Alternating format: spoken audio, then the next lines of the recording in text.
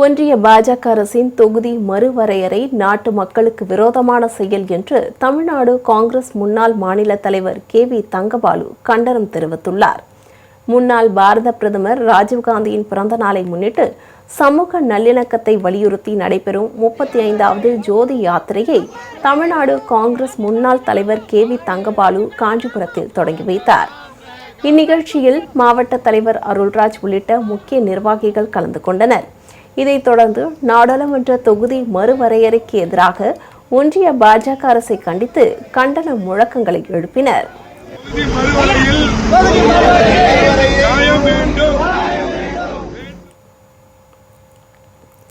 பின்னர் செய்தியாளர்களிடம் பேசிய அவர், காவிரி விவகாரத்தில் அனைத்து கட்சிகளும் ஒன்றிணைந்து தமிழகத்திற்கான தண்ணீர் பங்கை கர்நாடக அரசிடமிருந்து பெறுவோம் என்று நம்பிக்கை தெரிவித்தார்.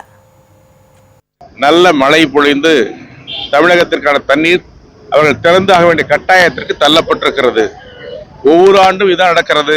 ஆனாலும் மத்திய நடுவர்மன்றமும் உச்சநீதிமன்றமும் அளித்து வைக்கிற ஆணைகள் வழி கர்நாடகம் தமிழகத்திற்கு தன்னுடைய தண்ணீரை கொடுக்க ஆக வேண்டும். அதில் தமிழ்நாட்டில் உள்ள அனைத்து கட்சிகளும் ஒருங்கிணைந்திருக்கிறோம். குறிப்பாக தமிழ்நாடு அரசை ஆதரிக்கிற அத்துணை கட்சிகளும் ஒருங்கிணைந்து எங்களுக்கான நமக்கான தண்ணீர் பங்கை உறுதியாக பெறுவோம். அதை யாரும் தடுக்க முடியாது.